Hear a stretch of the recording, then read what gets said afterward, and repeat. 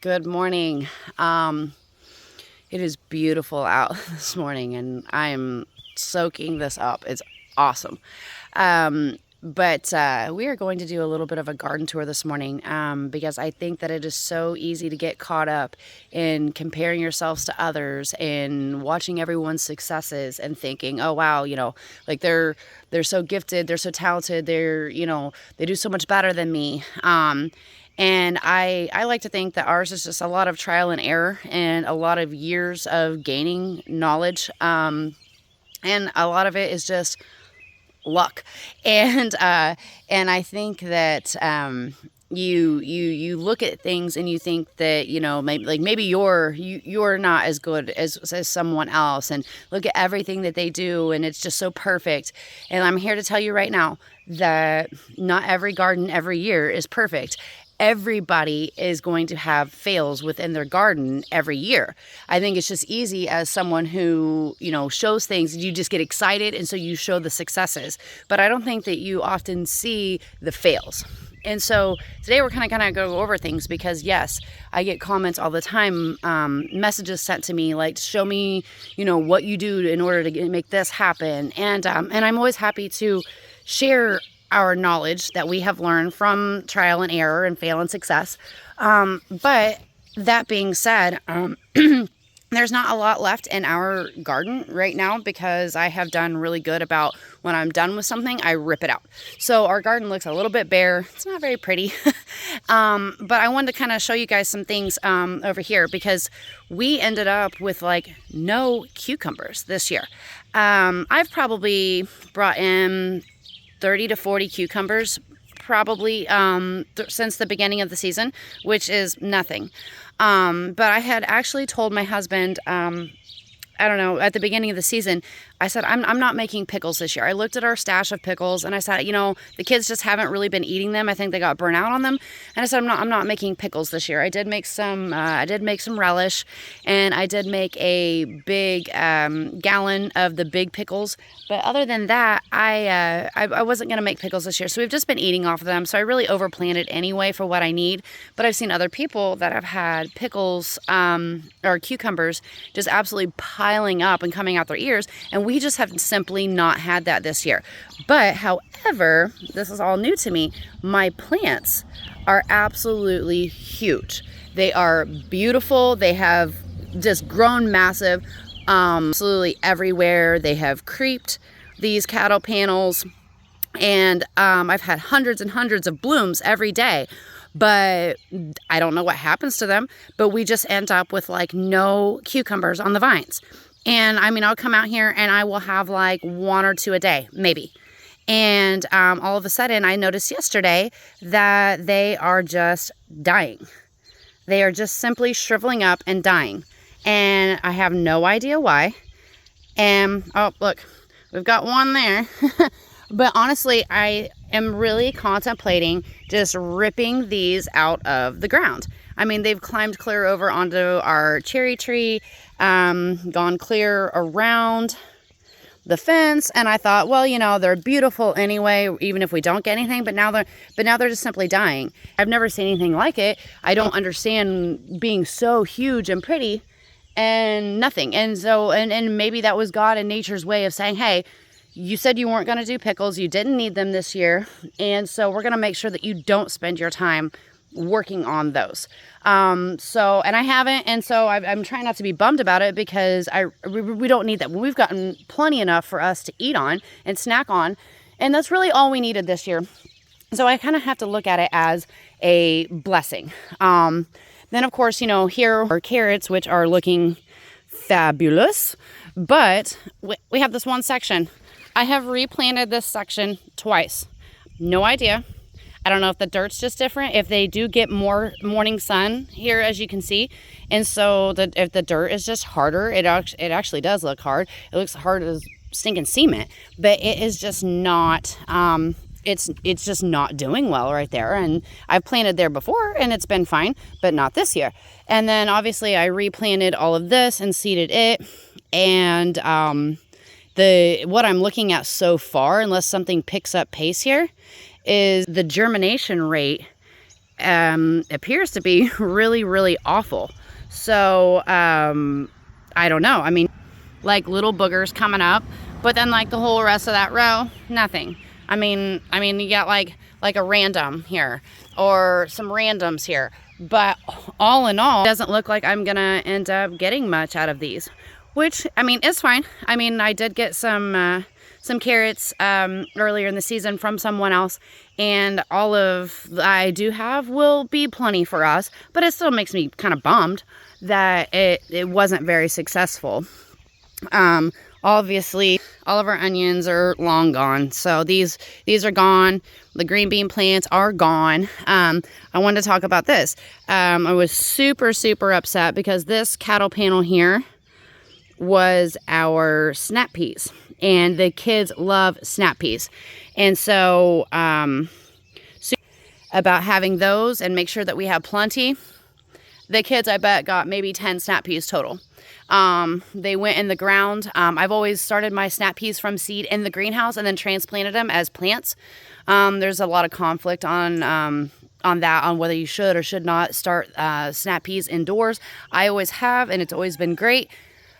This year, no. And if you remember early in the spring, because snap peas don't like hot weather, and early in the spring, we had like those spiked, like a week or so of like that spiked, like 80+ degree weather, and it just obliterated them, and I could never get them brought back.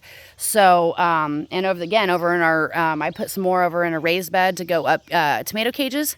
And they did better than these because they are actually a little more protected from the sun. They get a little more shade. But again, they just did terrible. And then the marigolds decided they were going to take over the whole bed, and they just choked them out. And so our snap peas this year were a complete fail.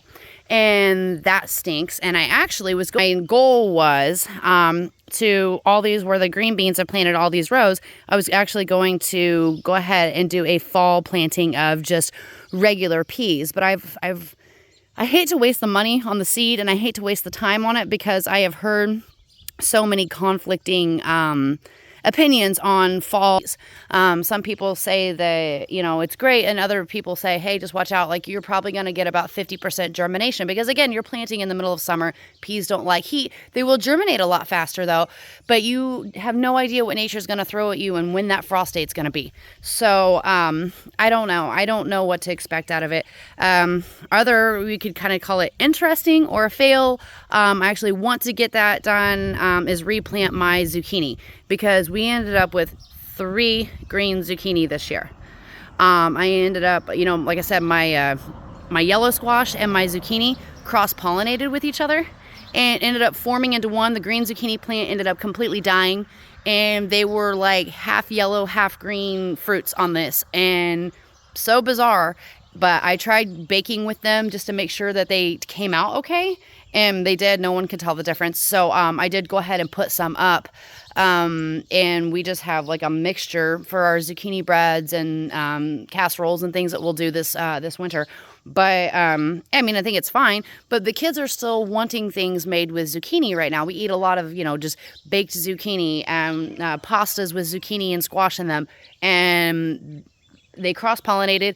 And then all of a sudden we got all this dry weather, and I don't know, they just keeled over and died, which used to be here at the end of our Indian corn and stuff are gone. So those out, and they're just gone. So those are kind of a fail too. So I have to say that we've had a lot of beautiful successes, but we've also had some complete flops this year too, and that is to be expected every year. That's why you put up as absolute much as you can every year, because you never know what the next year is going to bring. So like right now we are having a major bumper crop in tomatoes, so hammer tomatoes, because next year our tomatoes might decide that they're going to get worms. We're going to go through blossom rot. Like you don't know. Tomatoes next year could completely fail us, and so it's like put up as much as you can with tomatoes because it might be a bad year next year. So you have to just plan accordingly, and nature has its way of working itself out. But just always know, like, you're gonna have failures, and even the best of the best, even with the most experience, have failures. So don't compare yourself to others, because, you know, like I said, you might be looking at my tomatoes going, hey, those are absolutely beautiful. Like, I can never get my plants to look like that. And I'm looking at you going, oh, you got so many good cucumbers. You actually have green zucchini. Like, what? Like, I don't have that. So what I have, you might not, but what you have, I might not. And so you're doing beautiful. You just keep trying. So, and one other ticket. I want to show you guys one more thing. So hang on just a second. We're going to take a little bit of a walk over here. Okay. So I actually brought you guys back to the back deck real quick, because I have to talk about, you know, flowers, also successes and failures. Because I have planted cosmos for the last 4 years. Now I plant a lot of my flowers that you see, especially in the back, are all from seed that I started in the greenhouse. And these stinking cosmos, I have planted them every year for 4 years and have not gotten a single bloom off of them ever. A friend of mine actually, we always joke around, and I'm like, yeah, I planted the weeds again, because they get so tall and huge and leggy and green, and they're beautiful greenery, but they never have gotten a single bloom on them. And I'm like, I mean, what is the deal? So lo and behold, this year when I went to plant the greenhouse, I found what was left of a little packet, and I was like, well, we'll just dump it in there and see. And I did put some up by the greenhouse this year, and all of a sudden, year 4, same seed packet. So, because I'd also read, you know, well, maybe your seeds are just bad and they're old. And I was like, yeah, I mean, that would make sense, because I don't understand it. No, same seed packet that I've had open for 4 years. All of a sudden, blooms everywhere. Beautiful. What? And so I thought, oh, well, they obviously just need more sun and more care than what they're getting back here on the back deck. Then that's why they bloomed so well on the by the greenhouse. No, they're everywhere on my back deck too. No idea why. Absolutely crazy. I mean, these things are everywhere, and I have no idea what they're, but I have cosmos everywhere. I mean, they have done absolutely beautiful. My herbs. But yeah, they have done absolutely beautiful. I have them. I have cosmos feeding the bees, but I have cosmos everywhere, and I have no idea how or why. Riddle me that. Can't figure it out. I almost don't know if I want to plant them again, because they're a little bit high maintenance, because as it turns out, when they die off, and they do die off quickly because they have so many blooms, that they have to be pruned regularly. And I'm busy enough, and apparently if you leave like a dead bloom on a cosmo, that is the quickest way to shock and kill your plant. So I have to groom them regularly. So I don't really appreciate that very much, but I do appreciate the fact that they're blooming. And again, I have no idea why in the heck I have so many cosmos this year, and I have never had them before.